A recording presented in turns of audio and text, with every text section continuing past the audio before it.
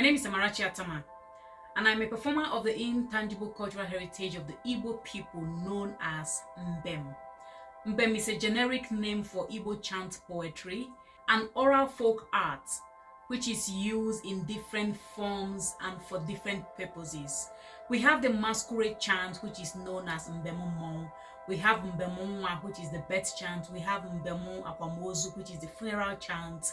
We have the Mbemu Polite, which is chant of awakening. We have Mbemara, which is the war chant. We have the warning chant, the satirical chants, and different forms of chants. We have the ritual and prayer chant, which is Mbemekbere. We have the history chant, which is Mbemakoko. Generally, we use chants for different things, one of which is the chants of therapy or therapeutic chants, and the historization using chant, where we use chant to tell stories. So what you're going to see is just a simple clip of this art form just for the purpose of this exhibition, which is a self-portrait as a performer of this art.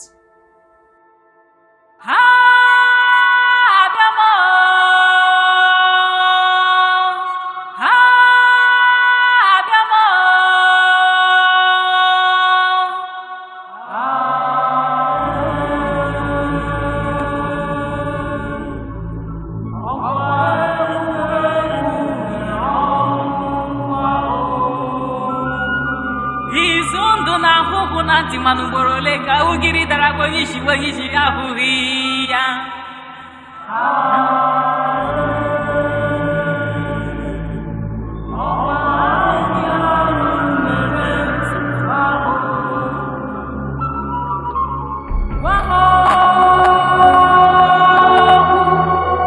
Wandezi omume na mu wetere okwu mgbamume ma gwanda jụọ mmụọ mmiri ọnụ bụ ikuku ọjọọ n'ime ha na mu wetere ikpe ọkwa ndị be anyị siri na ekwughị ekwu mere ọnụ anụ ha anụ mere ntị ndị be anyị siri na asọgide eze anya ekwuru nkata n'ihu nwa ya okwu mmiri dọrọ n'eju dọrọ nwa nkịta mana ka anyị bido okwu a n'ime onwe anyị jụwa enweghị ajụjụ mi na-enweta ya onweghị onye ga-emeziri anyị ala anyị yo onweghị onye ga-emeziri anyị ala anyị ma ọ bụghị anyị mmiri ezola sachapụ ihe akọrọ n'ubi anwụghachiala chanwụcha akwụkwọ nri mmiri na nwee mmekọ ọ bụrụ ihe dịka mmiri dịtụkwa ka anwụ ala wee gbaruo iruo mana dike turugo